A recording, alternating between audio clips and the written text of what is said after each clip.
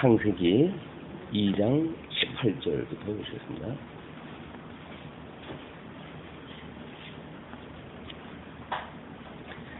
여호와 하나님이 가라사대 사람의 독초하는 것이 좋지 못하니 내가 그를 위하여 돕는 배포를 지으시리라 하시니라. 여호와 하나님이 흙으로 각종 들짐승과 공중의 각종 새를 지으시고 아담이 어떻게 이름을 짓나 보시려고 그것들을 그에게로 이끌어 이르시니 아담이 각 생물을 일컫는 바가 곧 그 이름이라. 아담이 모든 육축과 공중의 새와 들의 모든 짐승에게 이름을 주니라. 아담이 돕는 배필이 없으므로. 일단 20절까지 내용입니다. 아담의 독초라고 하는 그런 그 내용으로 이야기가 진행이 됩니다. 아담의 독초에 대한 문제가 우리 하나님께서 섭리해 가시는 양대 언약에서 어떠한 그 의미가 있는지 아마 그 성경 주보의 그 2장 18절부터의 그 내용이 생략이 되어져 있는데, 일단 아담의 그 독초와 백피를 만드시는 걸로 해가지고 하나님의 나라를 이루시는 그런 그 내용으로 좀 소개가 되어져 있는 겁니다. 그래서 하나님께서 여호와 하나님이 가라사대 사람의 독초하는 것이 좋지 못하니, 왜 하나님은 독초하는 것이 좋지 않다고 하셨을까요?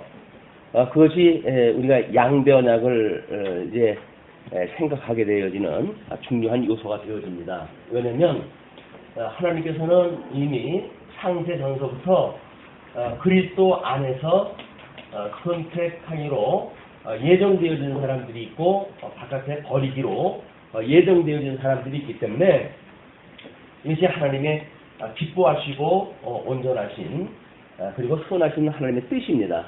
이 뜻이 이루어지려고 한다면 하나님께서는 예수 그리스도, 예정이라고 하는 그런 가운데 예수 그리스도의 선택이 이루어져야 되고 유기가 이루어져야 된단 말이에요. 이거를 우리는 이제 주님 가르치신 기도에서 하나님의 이름이 거룩히 여김을 받으시옵고, 이렇게 해서 이름에 대한 내용과 그다음에 나라가 임하옵시고 이렇게 이야기합니다.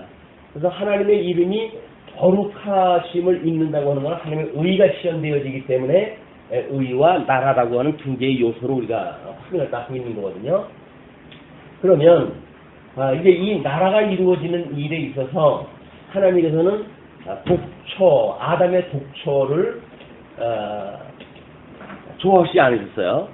그 이야기는 우리 아담은 이 아담의 독초라고 했을 때 이 아담은 오실 자의 표상입니다.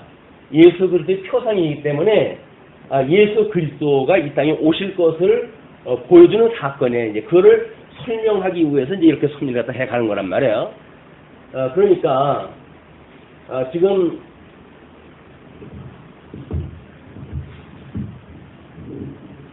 아담의 이 아담으로 인한 하나님의 나라가 이루어질 때 독초하는 양식으로 해가지고는 우리가 이 예정을 갖다 했을 때 우리가 이제 예수 그리스도를 대상 주체라고 이렇게 이야기해요. 예정의 주체이기도 하고 대상이기도 하다. 왜냐하면 이분이 중보자이기 때문에 그렇다고 이렇게 이야기했어요. 중보자이기 때문에 이 예정의 주체가 우리 예수 그리스도가 주체일 수도 있고 또 대상일 수도 있어야 된다. 그래서 참 하나님이고 참 사람으로서의 예수 그리스도의 속성이 이제 이루어져야 된단 말이에요. 그러기 위해서 우리 예수 그리스도의 이제 이런 그 주체와 대상이라고 하는 안에 이 내용은 그럼 무엇인가? 예정의 내용은 이 내용물이 선택되어진 성도들이에요. 선택되어진 성도, 이제 버리기로 유기되어진 사람들이야 별 문제가 아니겠지만, 일단 예수 그리스도 안에서 선택되어진 사람들은 예수 그리스도와 한 몸이 이루어져야 되는 거 아니겠어요? 이 한 몸으로 이루어지는 하나님의 영원하신 뜻을 이렇게 계시 세계를 통해서 이제 이루시는 사건이거든요. 그 이루시는 사건이 아담의 독처를 하나님이 싫어하시는 이유입니다. 뭐 하나님이 혼자 계시고 삼위 하나님이 계신데 뭐 하나님이 외로우셔가지고 이러지는 않으셨을 거 아니겠어요. 뭔가 하나님의 이 뜻을 지금 이렇게 드러내셔서 하나님의 이 영광을 계시를 갖다 해야 되니까 하나님의 그 영광을 계시하시는 것이 우리 모든 세계관의 목적이라고 그랬단 말이에요. 그럼 하나님의 이 영광이 계시되려고 한다면 하나님의 이 뜻이 시인이 돼야 돼요. 이 뜻이 지금 이제 이루어져야 된단 말이에요. 그것이 하나님의 이름이 거룩하게 하심을 여기시었고 하나님의 이름이 거룩히 여김을 받으시었고 그리고 나라가 임하옵시고 그런 그 이야기인데 하나님의 이 의는 여기서 선택과 유기라고 하는 그런 그 심판의 사건을 통해 가지고 하나님이 기뻐하시는 자와 미워하시는 자가 이제 구분이 되어져요. 그렇게 돼야 되고 그 다음에 이 아담이라고 하는 그 인물을 통해 가지고 하나님께서 나라를 설명을 또 하셔야 될 거 아니겠어요. 그 나라를 설명하는 방식이 아담이 독초하는 걸 싫어가지고 아담으로부터 모종의 섭리를 시작을 하셔야 돼.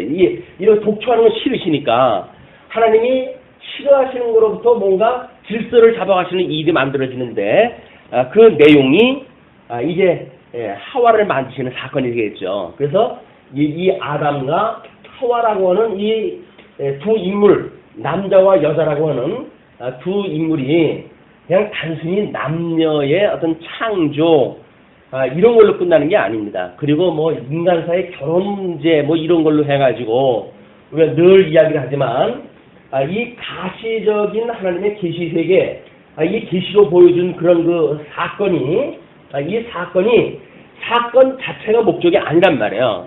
이 사건은 하나님의 영광을 계시하시는 수단으로서의 어떤 그 가치가 있는 것이지 이 자체가 목적이 아니기 때문에 우리는 하나님을 놓쳐버리는 순간 우리 하나님이 나와 함께 한다고 하는 그 하나님을 놓쳐버리는 순간 우리는 세속에 살아가는 사람들의 양식을 따라가지고 그냥 뭐 세상 사람들 예수님을 믿든지 안 믿든지 다 결혼하고 살아가잖아요. 생육하고 뭐하고 살아가잖아요. 그걸 살아간단 말이에요. 그래서 하나님의 계시로 주어진 사건을 우리는 어떻게 하나님의 영광의 계시의 수단으로 이해하는가. 그래서 우리 기독교 세계관의 그 가치가 계시로서의 가치가 있다고 이렇게 이야기를 합니다. 우리들의 이거는 하나님의 이 영광을 계시하시는 것으로서의 가치가 있는 거지 이 자체가 우리한테 실질적인 가치가 있는 게 아니에요. 우리는 세상을 살아가면서 이게 뭐 우리 조상 때로부터 내려져 오던 그런 사건 중심으로 해서 여기서 가치를 찾으려고 하니까 시절을 따라 가지고 가치는 수없이 변하게 되어지고 뭐 어떤 그 민족이라든가 시대라든가 이런 걸 따라가서 가치에 전부 달라질 수밖에 없지 않습니까? 그래서 이게 상대적인 가치에 의해서 사람들이 살아가기 때문에 갈등이 끝없이 일어날 수밖에 없는 거예요. 왜? 내가 좋아하는 가치가 다르고 상대방이 좋아하는 가치가 다르거든요. 그럼 서로 자기가 지향하는 가치의 충돌, 그것이 심하게는 전쟁도 일어나고 작게는 뭐 부부싸움으로도 일어나고 그러는 거예요. 그래서 우리가 남녀의 결혼 문제가 언급되어질 때 이 가치관이 다르다고 하는 그 이야기는 한마디로 결혼 생활의 전쟁이에요. 이제 그거는 하나님께서 나 그거 정말 해산하는 수고를 거쳐가지고 오랜 세월 기도하고 그런 가운데 예수님을 믿는 믿음의 사람으로 만들어서 이 동일한 가치관을 가지고 나머지 여생을 살 수가 있으면 얼마나 다행이겠습니까? 그러나 그게 만만하지가 않는 거예요. 그래서 결혼을 앞둔 우리 부모님들은 끊임없이 가치관이 같은 자녀의 결혼을 위해서 기도하고 준비하고 그렇게 돼야 되는 겁니다. 이제 이런 그 문제를 우리가 그냥 값없이 여기게 되면 인생살이 다 그런 거지 뭐. 우리 뭐 흔히 하는 얘기로 그거 아니에요? 나도 뭐 그걸 뭐 언젠가 그렇게 관심을 가지고 믿기 시작을 해가지고 오늘에 이른 거 아니잖아. 근데 살다가 보니까 오늘에 이르는데 내 자녀도 살다가 보면 그렇게 되겠지. 근데 모르는 사람이 얻게 되어진 건 은혜의 감동으로 오게 되어지지만 알고 있는 사람이 모르는 사람한테 대하여 너도 나처럼 그렇게 될 수 있을 거라고 하는 그 이야기는 뭐야 한마디로. 왜 나만 고생을 해가지고 이 보화를 찾아야 돼? 너도 나처럼 개고생하다가 이 보화를 찾아? 라고 하는 악담입니다. 우리는 그게 아주 사랑하는 사람한테는 헐 이야기가 아니거든요. 근데 우리는 그 이야기를 쉽지 않게 이야기를 해요. 아, 나도 뭐 늙음하게 뭐 어떻게 살다가 보니까 예수님 믿고 구원을 받았는데, 뭐 우리 자녀들도 다 그렇지 않겠어? 근데 그거는 이 시대를 쫓아서 일어나는 일들을 기계적으로 우리가 판단을 갖다 하는 일이에요. 왜냐하면 우리가 예수를 믿는 뭐 지금으로부터 20, 30년 전, 40, 50년 전 이랬을 때 일어났던 한국 교회를 섭리하시는 하나님의 어떤 그 의도와 이제 복음을 깨닫고 어느 정도 한국의 복음이 점점 사그러지고 했을 때 일어나는 양상은 다르다는 거예요. 끊임없이 영원하신 하나님의 은혜를 구하는 우리들의 입장에서는 시간 세계의 어떤 기계적인 데이터에 의해 가지고 나도 지금 얻었던 것이 있으니까 너도 그때 그렇게 될 거야 라고 하는 그 이야기는 하나님의 이 섭리에 대한 어떤 그 의도가 제대로 파악이 안 되니까 너무 쉽게 생각하는 거다. 우리 자녀들을 위해서 기도할 문제입니다. 신앙생활은 특히 기도해야 될 문제고, 그래서 이 가치 문제를 우리가 어떻게 실현하고, 이것이 진리와 더불어서 우리가 기뻐하는 일이니까 이게 사랑하는 일인데, 본질적인 사랑은 이거 아니겠어요? 그래서 몸뚱아리만 서로 섞어가지고 살면서 복을 우리가 이야기하고 한다면 그는 예수 믿는 사람으로서 차마 이걸 말할 수 없는 거지요. 부끄러워서. 우리가 정말 이 가치가 무엇인가, 참 진리가 되신 예수 그리스도와 함께 사는, 그래서 그 진리와 함께 기뻐하는 성도의 사랑의 관계를 우리가 모른다는 이야기는 한마디로 복음을 값없이 여기는 그런 그 일이다.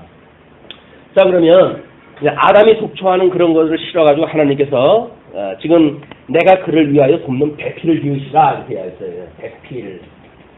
이 배필이라고 하는 그것이 여러 가지 의미가 있겠죠. 그런데 어떤 교회론적인 입장에서 보게 되면 이 배필이라고 하는 그거는 그냥 돕는다고 하는 의미가 아니에요.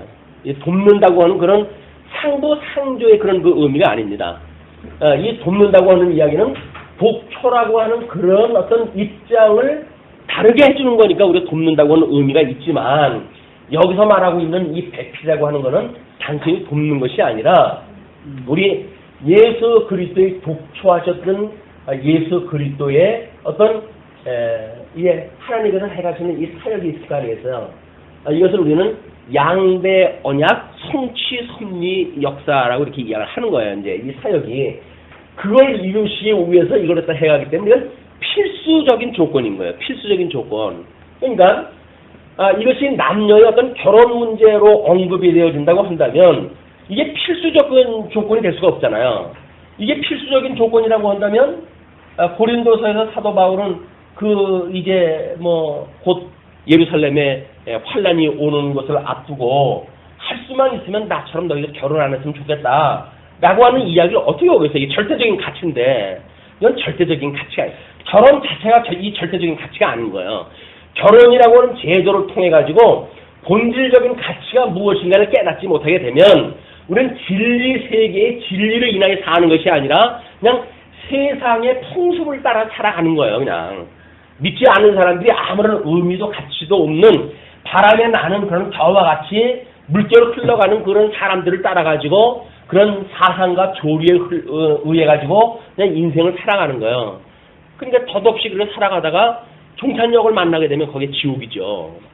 우리가 하나님을 아는 어떤 성도로서 이 지금 하나님께서는 너희들이 거할 천국에 대한 걸 지금 내가 준비하시겠다는 거 아닙니까?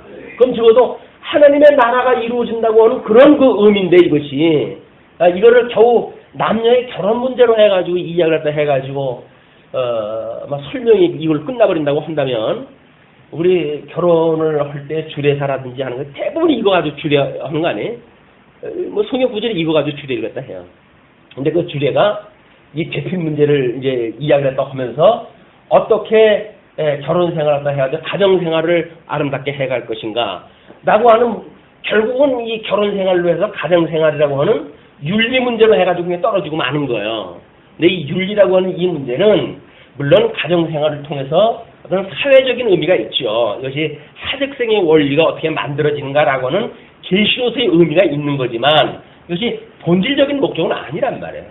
성경을 풀어가지고 결혼을 갖다 해가지고 이렇게 저렇게 결혼을 갖다 해야 가정생활이 아름다운 겁니다. 이렇게 말한다고 한다면 여전히 가정생활을 위한 성경이 되도록 말아요. 성경이 그래 겨우 이 엄청난 하나님의 천지 만물을 만드시고 인간들이 좋은 가정 꾸리고 행복하게 잘 살거라 라고 하는 걸 이야기한 건 아닐 거 아니겠어요. 그냥 우리가 조금만 관심을 가지고 생각을 해봐도 하나님께서 정말 이거를 위해서는 이 성경을 우리한테 주시지는 않았을 거다 짐작하실 수가 있는 거 아니겠어요? 근데 우리는 뭐 자연스럽게 그냥 이런 거라고 생각이 드는 거예요. 어떻게 살면 하나님이 기뻐하시는 삶을 살까? 결혼 생활 해가지고 어떻게 하면 결혼 생활 잘하는 걸까요? 뭐 우리 에베소서에서 이야기하는 것처럼 이 아내는 남편에게 순종하고 또 남편은 아내를 사랑하고 내 몸같이 사랑하고 하는 것이 하나님의 뜻을 따라 잘 살아간다고 우리 생각을 하니까 그냥 계시적인 수단의 어떤 그런 그 가시적인 이런 데 우리가 매몰되어져 가지고 인생을 괜히 왔다 괜히 가는 겁니다. 하나님을 배우고 하나님을 아는 지식을 배우는 이런 놀라운 하나님과 함께해서 하나님과 인격적으로 우리가 그 말씀 안에 우리가 거하는 이런 우리들의 변화되어진 삶, 중생되어진 성도가 예수 그리스도와 한 몸을 이루어가지고 인격적으로 말씀화되어지는 말씀의 운동력에 의해서 뭔가 내 변화가 만들어지고 어떤 말씀의 운동력이 우리에게 안에서 역사를 갖다 하고 이렇게 해야 내가 살아있다고 하는 것이 증거되어지는 거 아니에요. 근데 뭐 하나님의 말씀하고 내가 살아가는 거는 전혀 상관이 없는 거예요 지금. 왜? 말씀의 운동력이 되어진 것이 아니라 그냥 세상에 예수님을 믿으면 이렇게 살아가는 것이 하나님이 기뻐하시는 뜻이래. 그러니까 그 뜻이래라고 하는 어떤 이론을 가지고 내가 그 이론을 이루어가겠다는 거 아닙니까? 그게 인본주의예요. 우리는 이 말씀이 운동력을 가지고 역사를 하게 되면 우리가 연출하는 것이 아니라 하나님께서 그렇게 살아가게 하신단 말이에요. 그것이 어떻게 그 말씀 안에서 인격적으로 우리가 예수 그리스도와 연합되어진 인격적으로 한 몸을 이루어가지고 살아가는 성도의 삶인가에 대한 본질 문제. 이거 본질 문제를 놓치게 되면 끊임없이 가시적인 세계에서 그래서 우리는 담론을박하면서 누구보다 어떻고 저쩌고 하는 상대적인 우월감을 가지고 이 세상을 살아가게 되어지는 이 타락한 인간이 가지고 있는 본성이 상대성에서 우월성이에요. 상대보다 내가 낫다라고 하는 그런 그 이야기거든요. 그래서 그거를 못 견디는 가인은 아벨을 죽일 수밖에 없는 거예요.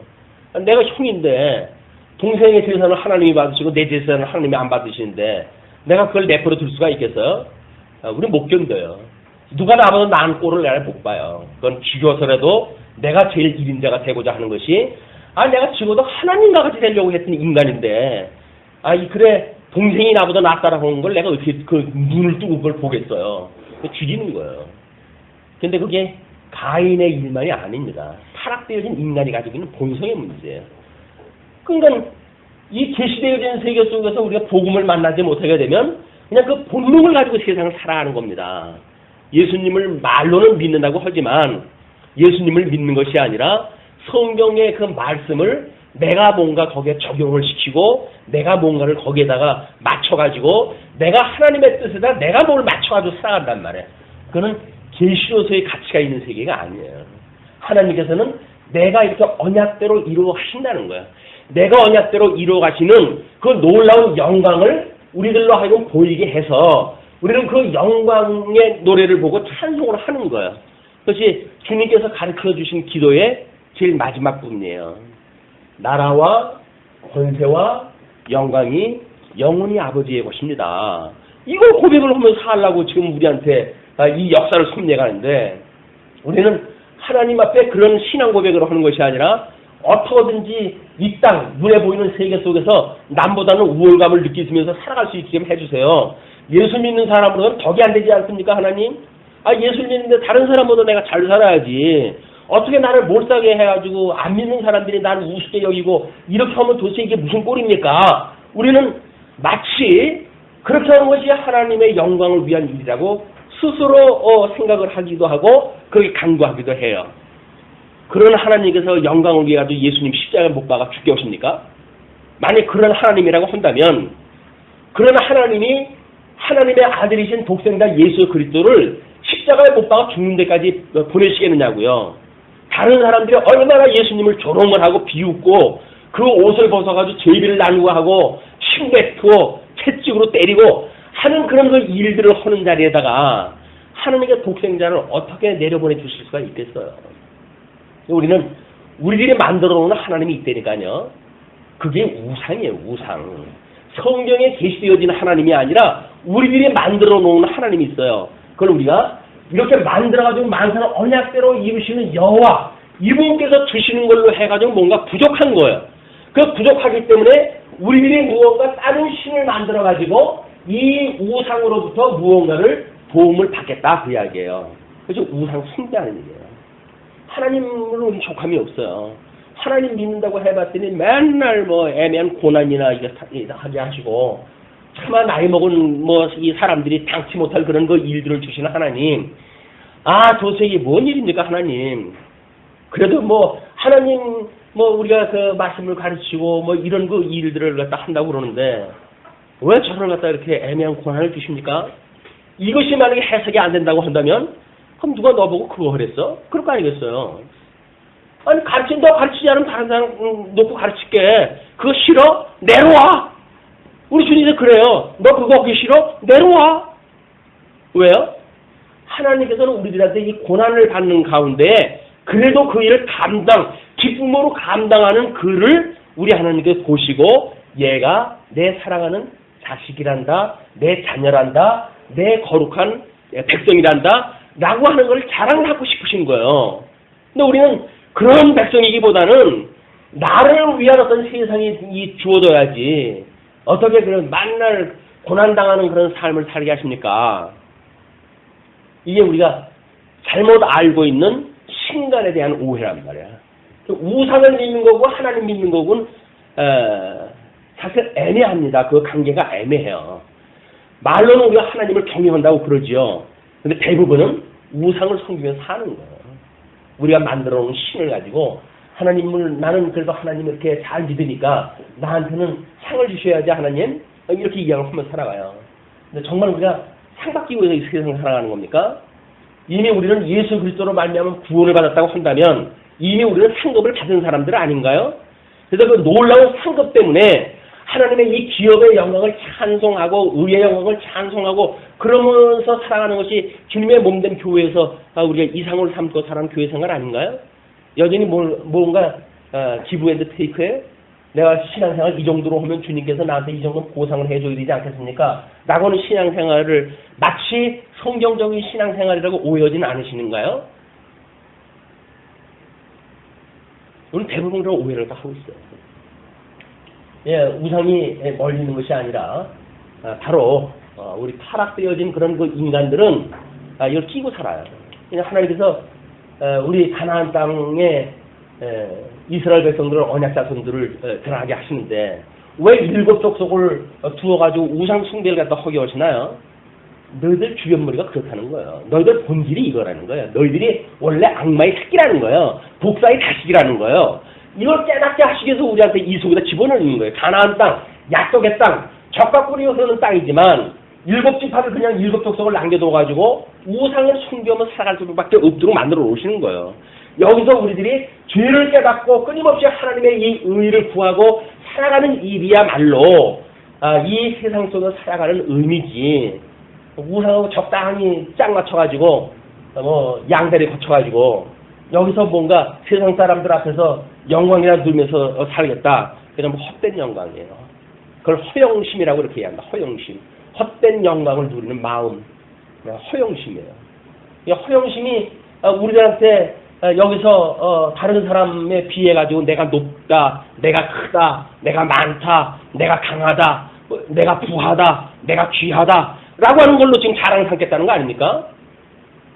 그런데 유감스럽게도 예수님이 오셔가지고 그 예수님 믿는 모든 제자들은 참 말할 수 없는 환란 속에서 끝내 세상을 떠나고 말았어요. 이제 그들이 그런 걸로 인해 가지고 슬퍼하거나 뭐 하나님 앞에 배반감을 느끼거나 그러지 않았어요. 왜냐면 나는 종이니까 하나님께서 나 있으라고 하는 자리에 있게 해주세요. 하나님이 있게 하라고 하는 자리에 있는 거예요. 그게 순종입니다. 근데 있게 하는 자리가 지금 배필의 자리 아니겠어요? 이게 배필의 자리. 근데 우리는 배필의 자리보다는 여기서 뭔가 내가 주인 노릇을 하고 싶은 거예요. 근데 이것이 우리 지금 18절에서부터 소개되어지는 하나님의 나라의 본질적인 걸 지금 여기서 이제 이야기를 해가고 있는 겁니다. 자, 그러면 그렇게 배풀을 지으니라 하시니라. 여호와 하나님의 흙으로 각종 들짐승과 공중의 새를 지으시고, 이것이 1장에서 창조 섭리를 갖다 했을 때의 설명은 그냥 공중에 새가 있어 생육하고 번성하라 뭐 이렇게 이야기를 했어요. 그렇게 했는데 지금 여기서 구체적으로 이야기를 하는 거예요. 흙으로 각종 들짐승과 공중의 각종 새를 지으시고, 아담이 어떻게 이름을 짓나 보시려고 그것들을 그에게로 이끌어 이르시니 아담이 각 생물을 일컫는 바가 곧 이름이라. 아담에게 주셨던 하나님의 우리 양대 언약, 그것이 이제 의와 나라인데, 그 나라에 대한 언약 가운데 하나님께서 하셨던 그 약속이 뭐냐면 이제 생육번성, 그 다음에 땅의 정복, 땅 정복, 그 다음에 다스리라 라고 하는 것이 우리 하나님 나라의 3대 요소라고 이렇게 이야기를 했어요. 그래서 지금 이 하나님 나라를 통치하게 하시는 것이 하나님께서 약속을 했던 약속의 내용이에요. 양대 언약 가운데 지금 하나님의 나라에 대한 세 가지 요소 중에 한 가지, 모든 걸 다스리라고 그런 거거든요. 그런데 아담은 다스리라고 했더니 그 피조물에게 미혹을 당해가지고 결국은 선과 악을 알게 하는 과일나무 열매를 따먹고 통치로 상실했잖아요. 그 아담의 후손으로 이게 살아가는 모든 우리 그 인생들이 결국은 그래서 이 통치력을 상실을 갖다 하고는 거기서 살아가는 거예요, 우리가. 그래서 뭐 만물의 영장이다 라고 하는 이름은 가지고 있지만 제대로 통치를 못해가지고 결국은 자연의 반란을 우리가 당하게 되어지고 이 짐승론에 의해가지고 침략을 당하게 되어지는, 오히려 이렇게 어떤 선수가 바뀌게 되어지는 사건이 연출이 되어지고 그 가운데 우리가 짐승권세에 의해서 공격을 받고 살아간다, 이렇게 보시면 됩니다. 그런데 이제 이 통치의 문제를 아담한테 먼저, 아담이 선과 악을 알리는 과일나무 열매를 따먹기 전까지는 다스리라 라고 이야기를 했으니까 그 다스리라고 하는 그 이야기를 하나님께서 어떻게 이름을 짓나 보시려고 그것들을 그에게로 이끌어 오셨어요. 그렇게 했을 때 아담이 각 생물을 일컫는 바가 곧 이름이 되어졌어요. 네, 이거는 이름. 이 이름이 어떤 이름하고 지금 유사합니까? 여기서 말하는 이 이름하고 하나님의 이 이름이 거룩히 여기심을 받으시오고 라고 하는 그 이야기는 하나님께서 이 작성하셨던 뜻, 예정하셨던 뜻, 이 뜻이 지금 하늘에서 이루어질 것인데 천상에서 이루어지는 이걸로 해가지고 거룩해지셨으면 좋겠어요 라고 하는 이야기 아니겠어요? 그러니까 이 통치도 아담이 만약에 이름을 지어줬다는 이야기는 이 아담이 지금 각 짐승이라든가 뭐 이런 그 날짐승에다 이름을 붙여줬다는 이야기는 그의 속성 파악이 다 끝났다는 거예요. 다스릴 수 있는 모든 역량을 가지고 있어요. 그러니까 그 이름을 붙여줬죠. 우리 아기가 체면하면 이름을 지어주려고들 뭐 옥편을 갖다 보지 않던 그 옥편을 수없이 찾아볼 거예요. 어떤 이름으로 해야 이름을 지어줄까. 그래서 자기네들이 뭐 아마 평생을 살아오면서 생각을 했던 그런 의미를 부여하고 뭐 어떻게든지 최고의 의미를 부여해가지고 이름을 지어줄 거거든요. 그것은 자기 소원이 거기에 담겨져 있을 거야. 우리 애는 이렇게 살았으면 좋겠다라고 하는 자기 소원이 있을 거야. 그런 이걸로 이름을 갖다 지어줄 터인데 지금 이 아담이 이름을 지어줬다는 이야기는 모든 것들이 자기의 하나님께서 기뻐하시는 뜻을 따라서 다스릴 수 있는 통치에 대한 이제 가능하도록 이름을 다 지어줬다. 이 아담의 어떤 지혜라든지 이거는 지금 우리들이 생각하는 그런 그 지혜가 아닙니다. 아담의 지혜는 IQ가 아마 얼마인지 몰라. 1000 정도 됐었나 저는. 이 모든 이 속성을 파악을 갖다 하고 그의 이름을 부여를 갖다 해가지고 이름을 부여한 대로 그들이 살아가도록 되어졌겠죠. 요게 하나님께서 물론 짐승을 갖다 지어놓고 생육하고 번성하라라고 했던 그 약속을 갖다 했지만 생육하고 번성하는데 어떠한 속성을 가지고 어떠한 그런 DNA를 가지고 어떻게 생육하고 번성하고 어떻게 먹이를 취하고 어떻게 생존을 번성하고 하고 그런 것들의 구체적인 그 내용들이 이름에 속해져 있는 거예요. 그 뭐 이름 중에 뭐 여러 가지 이름들이 있겠지만 이름들 보면 신통합니다. 어떻게 저런 이름을 지어놨을까? 물론 뭐 다른 사람들은 이 후대에 뭐 이렇게 많은 세월이 지나가면서 사람들이 지어놨다고 하지만 일단 성경의 근거에 의할 것 같으면 이미 이렇게 아담이 타락하기 전에는 에덴 동산에서 하는 그의 이름을 다 지어줬다. 아담이 모든 육축과 공중의 새와 들의 모든 짐승에게 이름을 주니라. 이 아담이 돕는 배필이 없으므로 이렇게 지혜롭게 모든 걸 할 수 있어요. 아담이. 그런데 단 하나 배필이 없는 거야. 근데 하나님이 이 배필이 없는 것이 하나님께서 싫으셨어요. 이 배필에 대한 문제를 지금 모든 아담으로부터 지혜로부터 모든 하나님을 뭐 하나님의 그 언약을 이루어갈 모든 조건들이 다 이루어진 거 아닙니까? 그런데 배필이 없다고 하는 거를 하나님께서 싫어하신 거예요. 왜? 이 예정을 이루어가시기 위해서는 필수적인 이 파트너입니다. 지금 이 파트너가. 그렇기 때문에 이제 21절에서부터 배필을 만드시는 그 일이 소개가 되어져요. 여호와 하나님이 아담을 깊이 잠들게 하시니 잠들매. 우리 데살로니가서를 공부할 때 잠들다라고 하는 걸 어떻게 뭐라고 표현하자 했어요? 잠든 게 뭐 어떤 상태예요? 잠든 것. 잠든 거는 모든 이성적 그 작동이 지금 중지되어져 있는 상태 아니에요? 그런데 우리가 숨을 거두고 주 안에서 죽은 사람들을 표현했을 때 잠들었다 이렇게 표현해요. 잠들었다.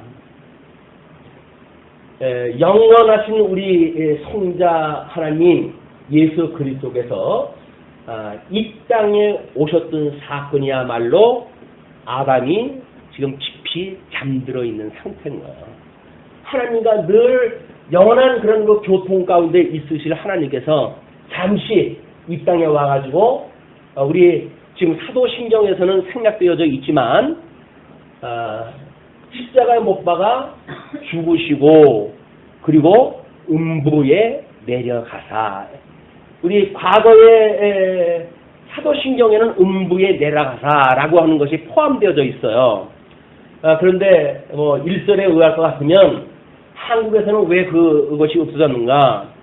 그거를 있으면 안 된다고 주장하는 교파와 연합해가지고 성경을 이 찬송가를 발행을 갖다 해야 되는데 그걸 반대하는 데서 죽어도 안 한다고 해주니까 그걸 있으면 안 한다고 그러니까 할 수 없이 찬송가 팔아먹으려고 그걸 지었다고 하는 그런 그 일설이 있습니다. 그것이 만약에 사실이라고 한다면 우리들은 음부에 내려가사라고 하는 것이 사도신경을 우리가 이렇게 신앙 고백을 할 때마다 그거 없는 것을 확인하고 인간들이 얼마나 주의 이름으로 해가지고 이 장사꾼처럼 돈에 눈이 멀었는지 이걸 우리는 거기서 끊임없이 확인되어져야 돼요. 그 성경 그런 그 구절이 없으므로 모르는 사람은 없으니까 없는 줄 알고 지나가죠. 그러나 다른 데는 다 있는데 왜 우리나라 거에는 없어요? 라고 하는 의심이 있을 정도의 이성적 지능이 있다고 한다면 우리는 이것이 너희들이 복음을 위해서 산다고 하는 자들이 찬송가를 팔아먹기 위해서 이 어떤 문구를 삭제했단다라고 하는 것이 우리들한테 이게 교육이 돼야 되는 거예요. 주의 이름으로 우리는 그러고 살아요. 왜? 찬송가를 통합을 갖다 해야 되는데 반대쪽에서 동의를 다 안 해주니까 복음이라고 하는 것이 합의에 의해서 만들어져 가는 겁니까? 아니면 아닌 거예요.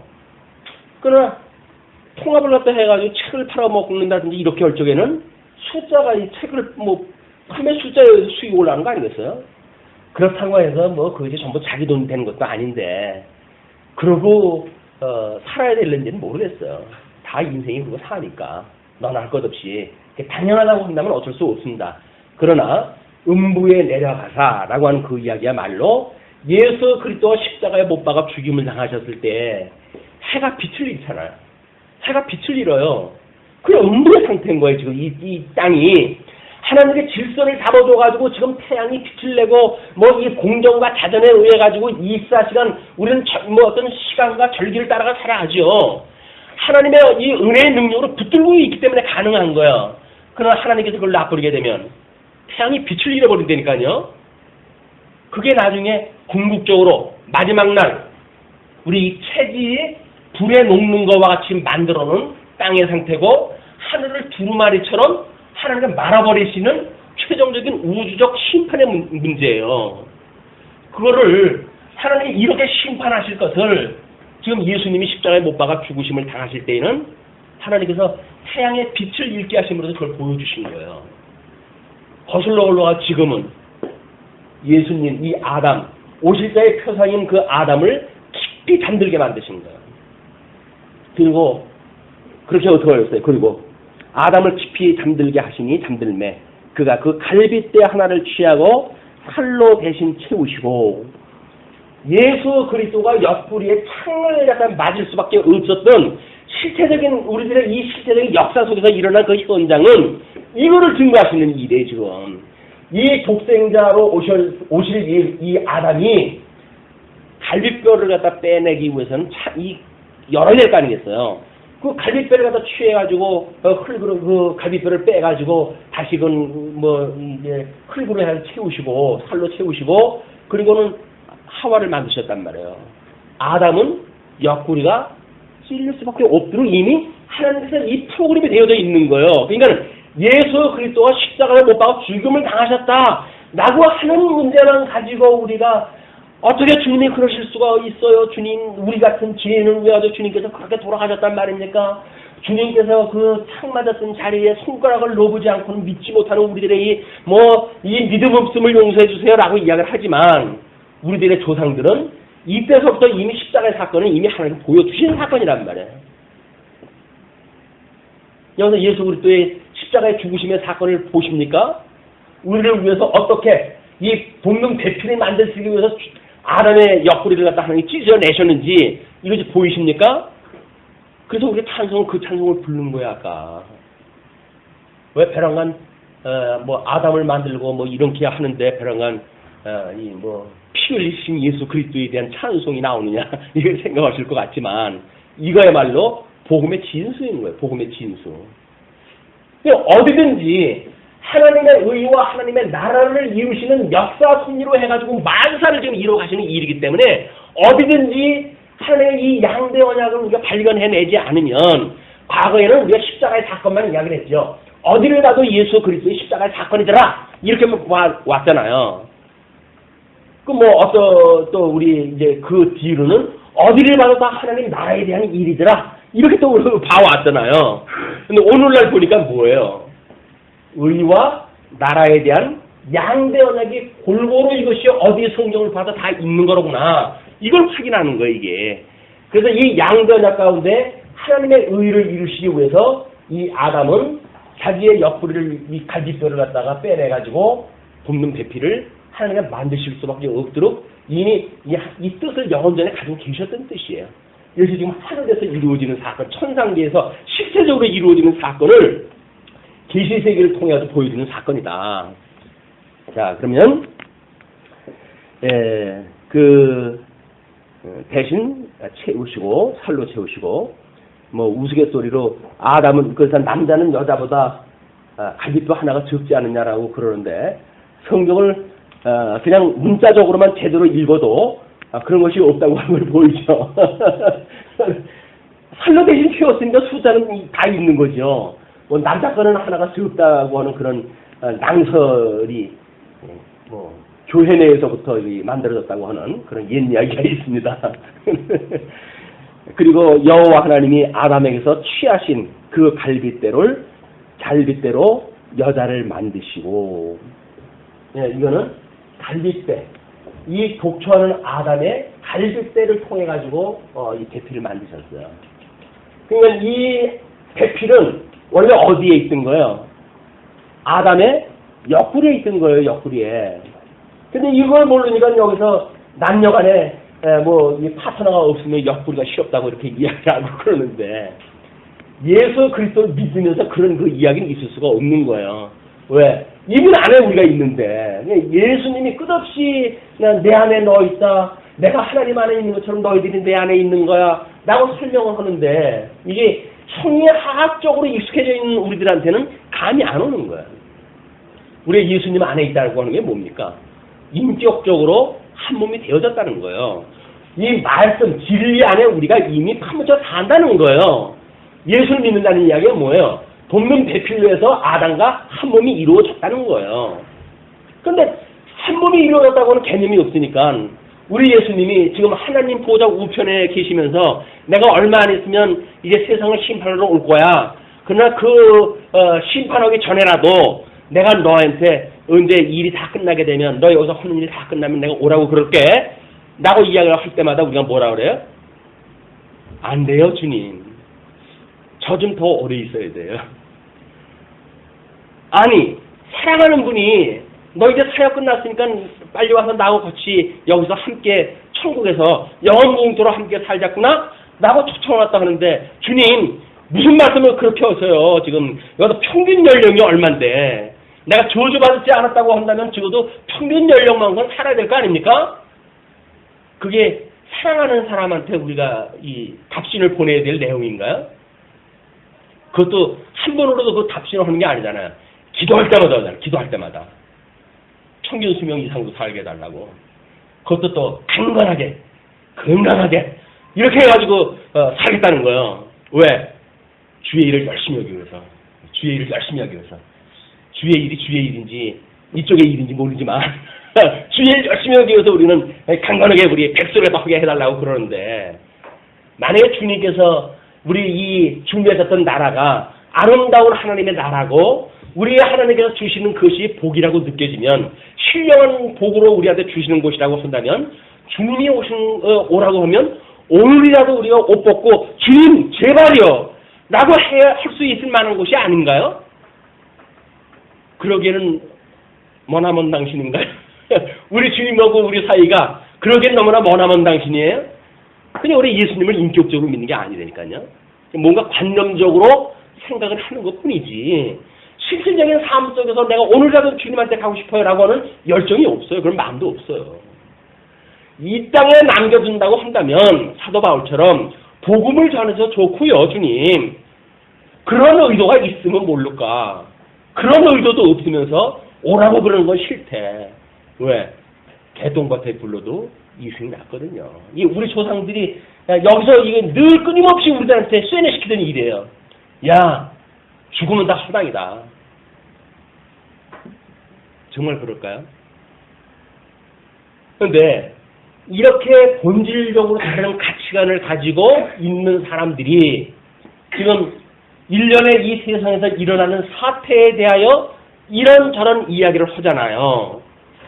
이런저런 이야기를 할 때 이 사람들의 어떤 이해 방식대로 보게 되면 말도 안 되는 이야기일 수가 있는 거예요.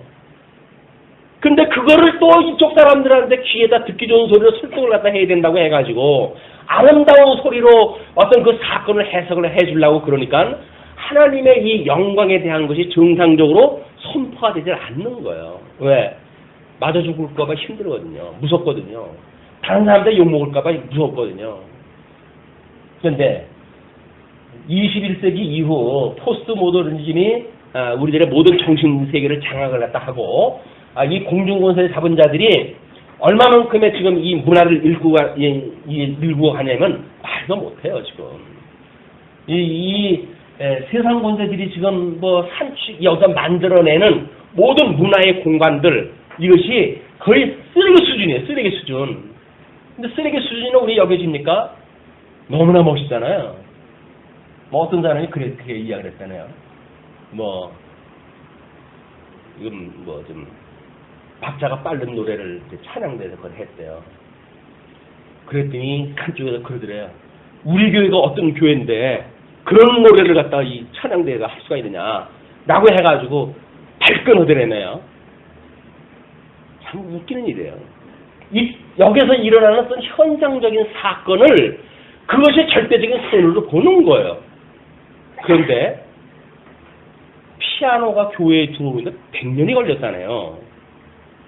그 전에는 선술집에서 술 팔던 사람들이 치는 거래요, 그냥. 근데 그걸 교회로 이걸 들어와가지고 반주를 해야 되니까 교회에 그 어떻게 선술집에서 쓰는 악기가 들어올 수가 있느냐? 라고 하는 문제를 가지고 시비가 걸려가지고 100년의 세월을 걸쳐가지고 교회에 들어왔다는 사실을 알고 계신가요? 그 중세기 때 이 어떤 과거의 어떤 그런 그 찬양을 부르던 풍조에서는 장조와 단조로 되어져 있는, 지금 칠음조로 되어져 있는, 칠음계로 되어져 있는 이런 음악을 갖다 하게 되는 사단의 노래라고 이야기를 했다는 거예요. 근데 지금 그거 없이 서양 음악이 되어지는 게 있나요? 지금도 우리는 뭐 여기서 뭐 품격 높은 어떤 그런 그 음악을 또 노라고 그러지요. 근데 그것이 그때 당시에 유행가였던 걸 아시나요? 그런 걸 모르니까 그게 뭔가 상대적으로 우월하다고 자꾸 우리가 만들어 놓는 거예요. 그래 놓고 그렇게 나라가다 세뇌시키는 거예요. 그래서 그런 문화를 우리가 누리고 사는 사람들은 고급스러운 사람들, 그렇지 않은 사람들은 그냥 트로트나 부르고 뭐 이런 사람들은 저급한 사람들. 그래서 우월감을 마음껏 노래를 갖다 부르고 싶어요. 나는 너희들하고 달라. 정말 그렇습니까?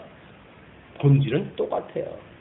그 속을 갖다 보게 되면 시커먼 죄로 해가지고 가득 찬 그런 우리들일 수밖에 없는 것이 인간이다. 눈에 가시적으로 보여주는 걸 가지고 우월감을 이야기하고 그걸 가지고 상대적인 평가를 갖다 하고 하는 일들은 아무 의미가 없어요. 우리 주님 앞에 우리가 받는 평가는 상대적인 평가가 아닙니다. 무슨 평가인지 아세요? 절대적인 평가예요. 그런데 어떤 그 프로그램에 보니까 변호사가 있었어요. 한 사람은 의사가 있었어요. 근데 의사는 공부를 아주 잘했던 사람으로 소개가 되어지면서 나는 공부를 잘했습니다. 그러나 나보다 더 평가를 받아야 될 사람은 저분입니다. 하면서 변호사를 가르쳐 주더라고요. 왜 그렇습니까? 그랬더니 나는 그냥 상대적인 평가래요. 그래서 보통 객관적으로 해서 60점 이상이면 그냥 합격되는 그런 그 자격증을 가지고 있는 사람이지만 변호사는 그때 한 필요한 수다들만 뽑는데요. 그러니까 아무리 공부 잘해도 5명 뽑을 때 6등 하게 되면 변호사 못하는 거예요. 그 자격증을 딸 수가 없는 거예요. 그 자격증이 더 높은 자격증 아니겠어요? 그러니까 하나님 앞에 인정을 받는 일이요. 우리가 절대적인 이게 가치지만 세상에서 가지고 있는 건 전부 상대적인 가치예요. 근데 이 상대적인 가치 때문에 우리가 이러고 저러고 살고 심지어 이 우상한테 우리 영혼까지 팔아가면서 산다고 한다면 도대체 우리가 예수님을 믿는다고 하는 것이 주님 앞에 가가지고 우리가 뭘로 고백을 할 거야. 오늘이라도 주님께서 나를 불러하셨다. 그 주님 앞에 너 지금 뭐 오다 왔냐? 물어보실 거 아니야. 너 뭐 오다 왔냐? 민망해가지고 아마 그럴 거야. 에이 주님 다 아시면서. 왜? 여기서 엉망진창으로 얻으면 뻔히 아는데. 우리 절대적인 그런 그 가치, 하나님께서 나를 의롭다고 칭해주셨다고는 그런 은혜의 감동이 없이 이 세상에서 살아간다고 한다면, 주어진 조건만을 가지고 우열을 가르면서 살아간다고 한다면, 이거는 스스로 우리 천민인 걸 우리가 고백을 하는 거다. 죄인인 걸 고백을 하다 하는 거예요. 그래서 우리가 예수 그리스도로 말미암아 새로운 피조물이 되어졌다고 한다면, 우리는 적어도 이 세상 사람들이 가지고 있는 가치와는 다른 가치관을 가지고 살아야죠. 그래도 여전히 귀한 게 좋고 강한 게 좋고 많은 게 좋고 부한 게 좋고 그러십니까? 어쩔 수 없는 일인 것 같아요. 예수님 믿는 건 믿는 거고 이 땅에서는 그것들이 있으면 좋겠다. 그런데 우리 아까 사석에도 그런 이야기를 했지만 하나님께서 우리를 정말 기뻐하시는 일은 뭘까요? 하나님 우리를 정말 기뻐하시는 일은 뭘까요? 하나님이 지금 하나님의 그 아들들하고 함께 천상에 계실 때 사단이 그 앞에 와서 같이 섰어요. 하나님이 사단한테 묻습니다. 너 어디 갔다 왔냐? 네, 제가 세상을 두 이렇게 돌다가 왔습니다. 근데 하나님이 그럼 내 욕을 받겠구나. 내 그 신실한 욕을 받겠구나.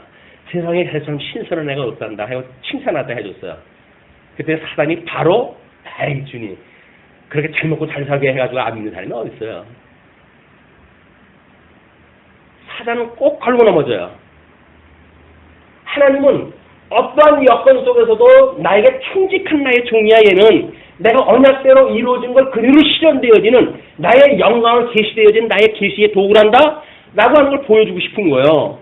그래서 그 욕을 갖다 자랑을 하다 했더니 당장 사단이 에이 그렇게 잘 먹고 잘 살게 하는데 하나님 배반할 사람이 어디 있어요? 근데 하나님께서 뭐라 그래요? 아니야 욕은 달라. 그럼 내가 한번 쳐볼까요? 예수 믿어서 고난받는 거는 전부 그런 사람 놈들이 지금 우리 치고 있는 거예요. 고난 주는 거는. 거기서 이렇게 복음을 귀로만 들었던 이 복음이 예수 그리스도와 인격적인 연합을 통해 가지고 우리가 실질적인 삶을 통해 가지고 하나님의 이 복음이 이게 눈으로 보이는 거예요. 그게 아까 하나님의 이 영광의 선포라고 그러지 않았어요. 영광의 선포. 믿음으로 보여지는 세계, 그 믿음으로 보여지는 세계는 우리가 이 영광이 실제적인 우리 삶 속에서 말씀의 운동력에서 드러난단 말이에요. 그 말씀의 운동력에서 드러나는 우리의 삶을 사모하십니까? 기대하고 계십니까? 그렇다고 한다면 우리는 하나님께 기도하겠다 해야죠. 뭐라고 기도할까 하면 좋을까요? 욕과 같이 해달라고 그러기에는 욕일까요? 그냥 솔로몬처럼 지혜롭게 해가지고 잘 먹고 잘 살게 해주세요 라고 기도하는 게 좋을까요? 욕처럼 해달라고 그러기에는 왠지 섬뜩하잖아요? 아이고 그 고난을 내가 어떻게 당합니까?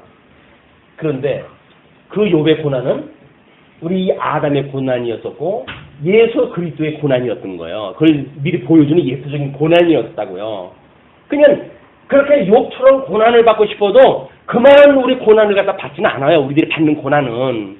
왜? 예수님이 이미 사단에 철장권세라든 머리를 갖다 이겨버리셨잖아요. 그리고 조금 남겨놔가지고 우리한테 이제 남은 고난을 채우라고 내 십자가를 지고 나를 따르라고 그러는데 아이 주님께서 지셨으면 됐지 뭐 나까지 지라고 그럽니까 주님. 그래가지고 십자가 지기를 꺼려하고 요리조리 도망이나 다니고 이렇게 되어진다고 한다면 예수 그리스도의 십자가 사건을 믿지 않는 거예요. 예수 그리스도의 십자가의 사건을 믿는다는 이야기는 끊임없이 그 안에요. 예수 그리스도의 신분에 우리가 한 몸이 되어졌는데 예수님께서 당했던 그 고난이 어떻게 이 배필로 만들어진 갈비뼈를 빼가지고 만들어진 이 배필과 아담의 그 고통과 이것이 다를 수가 있겠어요. DNA가 같은데 염색체 뭐 몇 쌍입니까? 22쌍? 몇 쌍으로 돼가지고 염색체가 되어져 있기 때문에요. 그 염색체 안에 우리들의 그 DNA가 이렇게 똑같은 걸로 되어져 있어요 지금.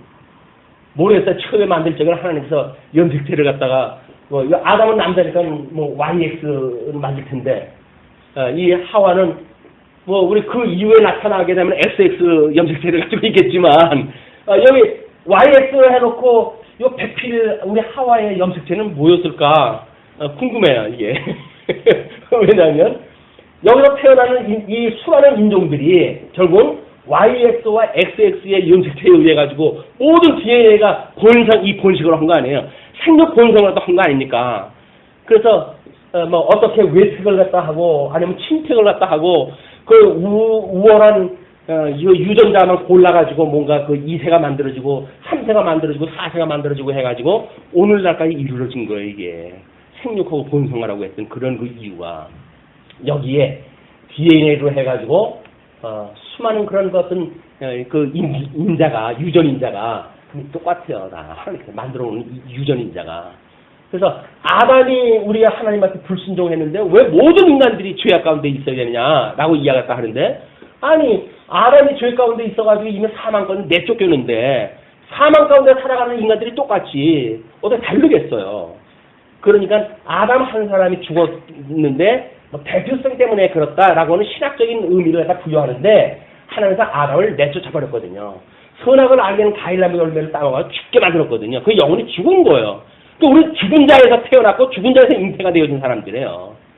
근데 우리는 여기서 마치 이렇게 숨을 쉬고 사니까 내가 살아있다고 착각을 하는 거예요. 그게 아니다. 우상을 믿는 모든 사람들이 자기네 신을 믿는다고 그래요. 그러나 하나님이 봤을 적에는 없는 걸 믿는 거나 똑같은 겁니다. 나무 조각으로 만들어가지고 돌멩이 조각으로 만들어가지고 이런 우상을 섬기는 일이나 우리가 숨쉬고 살아가기 때문에 난 살았다고 주장하는 사람들이나 똑같은 거예요. 하나님의 이 의에서 살아가는 우리들의 그 의미가 무엇인가를 여기서 그렇게 이야기를 합니다. 그런데 아담이 그 사건을 이렇게 소개를 해요. 아담이 가로되 이는 내 뼈 중에 뼈요 살 중에 살이라. 아담이 배필에 대하여 지금 설명하는 거예요. 뭐라고요? 내 뼈 중에 뼈고 살 중에 살이래요. 그게 뭐라는 이야기예요? 결국은 내 몸에서 빼낸 너는 나 안에 있었던 나야. 너는 내 바깥에 있는 나야. 그 이야기예요. 이 아담이 배필 그 하와한테 너는 내 바깥에 있는 나야. 그 이야기예요. 우리가 끊임없이 돕는 배필을 보고 살아가는다는 이야기는 뭐예요? 함께 사는 나를 보는 거예요. 함께 살아가고 있는 나를 본다고요. 그러면서도 끊임없이 내 마음에 맞지 않는다고 해가지고 그냥 시비를 걸고 싸움박질을 하면서 평생 그게 살아가는 거 아닙니까? 그것이 분명히 내 안에 있는 나인데, 내 바깥에 있는 나인데, 근데 이 내 바깥에 있는 나가 나하고 끊임없이 갈등 관계를 가지고 살아가니 이게 저주받았던 세상에 살아가는 인간사의 문제다. 예수 그리스도로 말미암아 우리가 한 몸이 되어지게 되면 그러면 한 뜻 가지고 살아가야 될 거 아니겠어요? 예수 그리스도의 뜻을 상해서 살아가야 될 거 아니겠어요? 그 진리 안에서 한 몸을 이루고 살아가는 성도의 삶이란 말이에요. 그런 복음의 관계를 모르게 되면 여전히 여기서 살아가는 이 방식을 가지고 아마 그냥 이대로 살아가는데 다만 의견을 조율을 갖다 해서 우리가 뜻을 하나로 맞춰가지고 이런 어떤 갈등이 없이 살아가자 라고 하는 것이 이쪽으로 생각하는데 그렇지 않아요. 새로운 피조물이라고 하는 것은 철저하게 예수 그리스도의 뜻을 따라 살아갈 수밖에 없도록 만들어진 거예요. 그게 영적 예배를 드리고 살아가는 신령한 성도의 삶인 겁니다. 자, 제일 멋있는 신앙 고백은 그 이야기예요. 당신은 나의 뼈 중에 뼈요 살 중에 살입니다. 라고는 신앙 고백이에요. 그런데 이제 3장에 가게 되면 그 아름다웠던 신앙의 고백이 이제 어떻게 바뀌어질지는 우리가 한번 기대를 두고 이제 보는 그 이유가 있어요. 아담이 가로되 이는 내 뼈 중에 뼈요 살 중에 살이라. 이것을 남자에게서 취하였은즉 여자라 칭하리라 하니라. 이러므로 남자가 부모를 떠나 그 아내와 연합하여 둘이 한 몸을 이룰지로다. 예수 그리스도의 성육신 사건입니다. 아버지 집을 떠나가지고 예수님이 이 땅까지 와가지고 신부된 창세전의 그리스도 안에서 선택하기로 예정되어진 이 자들을 부르시기 위해서 이 땅까지 오신 거예요. 그 예수님을 만나셨습니까? 그래서 그 예수님으로 인해 가지고 우리 아버지의 집을 사모하고 살아가십니까? 그 아버지의 집이 어디예요? 우리 예수님이 오셨던 그곳이에요. 지금 하나님 우리 주님이 다 계신 곳. 그래도 우리 주님이 오라고 근데도 불구하고 조금 더 이렇게 하실 겁니까? 사랑하는 당신에게 내가 있는 이곳은 너무나 아름다운 곳이요. 그래서 이 험악한 곳에 살고 있는 당신한테 내가 초대장을 보냅니다. 빨리 나한테로 오셨으면 좋겠습니다. 이렇게 아주 항공권까지 해가지고 보냈건만 이쪽에서 혼내는 이야기가 아이고 이쪽에서 우리 애들하고 살아가고 이렇게 하려면 조금 더 시간이 필요하고 그럽니다. 그러니 당신한테 가는 거는 잠시 보류하고 이곳에 더 있겠습니다. 이게 소위 기러기 아빠들이에요. 아담과 그 안에 두 사람이 벌거벗었으나 부끄러워 아니하니라. 왜 벌거벗었는데 부끄러워하지 않을까요? 그때는 이미 그냥 내 바깥에 있는 나예요. 내 바깥에 있는 나라니까요. 근데 내가 부끄럽고 할 건 뭐가 있어요. 하나님의 이 하나님의 이름을 좀 거룩하게 만드시기 위해서 지었던 아담, 그 아담은 초기 상태는 부끄러움을 모르는 사람이었어요. 그러나 이제 그 비극의 사태가 다음 시간에 이제 예고가 되어집니다. 우리 인류의 조상 아담으로 인해 가지고 우리가 왜 여기서 이렇게 험악한 인생을 살아야 되는지 이걸 살펴보는 시간이 한번 기대를 갖다 해보지요. 오늘은 여기까지 하기로 하고 말씀을 드리겠습니다.